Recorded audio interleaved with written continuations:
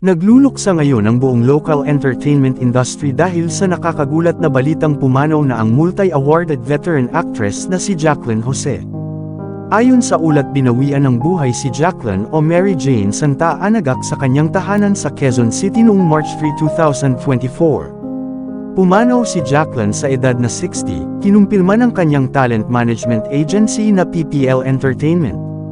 Inkok ko ng malungkot na balita sa kanilang pahayag, hindi binanggit ng PPL Entertainment Inc. ang dahilan ng pagkamatay ni Jacqueline. Ngunit anila nakikiusap umano ang GAC at Aiganman families na ipagdasal ang katahimikan ng kaluluwa ni Jacqueline at irespeto ang kanilang privacy.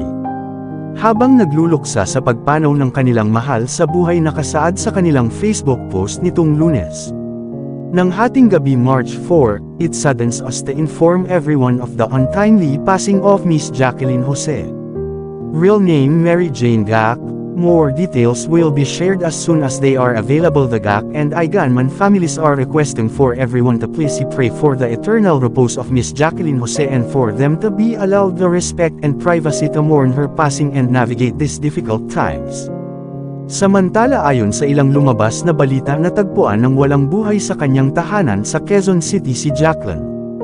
Marami ring haka-haka ang lumabas na umano'y tunay na dahilan ng kanyang pagpanaw. Isa na rito ay ang nadulas umano si Jacqueline. Dagdag pa sa kwento, di umano'y walang kasama si Jacqueline sa kanyang bahay dahil naka-day off ang kanyang kasambahay.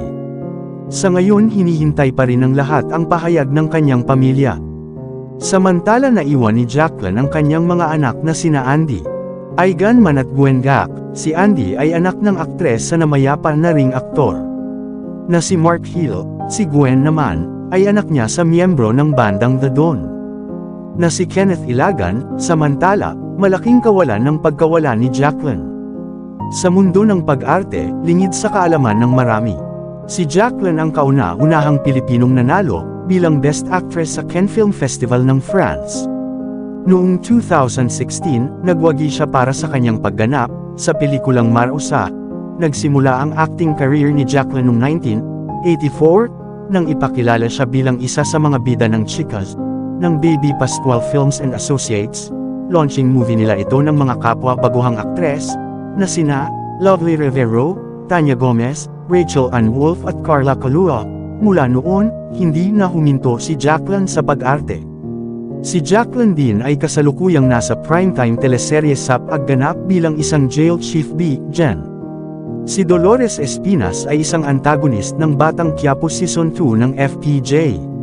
Siya ay isang tiwaling gutom sa kapangyarihan na direktor ng National Correctional Facility, kung saan nakakulong si Tanggol at ang kanyang mga barkada. Nagpapatakbo din siya ng isang underground na mersenaryong organisasyon kung saan pinipili niya ang malupit na mga bilanggo bilang kanyang mga sangla para sa pag-angkin ng pabuyan ng mga high-profile na criminal. Malaking kawalan ng isang katulad niya magaling na character sa Batang Quiapo. Sa larangan ng showbiz, itinuturing si Jacqueline bilang isang alamat at inspirasyon sa kanyang mga kasamahan. Isa siyang patunay na ang pagiging totoo sa sarili at pagpapakahirap ay magpapakatotoo rin sa tagumpay. Sa kabila ng mga pagsubok na dumaan sa kanyang buhay, tuloy-tuloy pa rin ang kanyang pagpapakumbaba at dedikasyon sa kanyang mga gawain. Ngayong wala na si Jacqueline, hindi maiiwasan ang pagdalo ng pangungulila sa buong industriya ng showbiz. Hindi lang siya isang mahusay na aktres, ngunit isa rin siyang mahalagang bahagi ng paghahandog ng aliw at inspirasyon sa marami sa pamamagitan ng kanyang mga gawain sa entablado at sa harap ng kamera. Sa gitna ng kalungkutan sa kanyang pagkamatay, umaasa ang marami na mananatili ang alaala ni Jacqueline sa mga papel na kanyang ginampanan at sa mga ginawa niyang kontribusyon sa industriya. Higit sa lahat, umaasa sila na patuloy siyang magbibigay inspirasyon sa mga susunod pang henerasyon ng mga artista.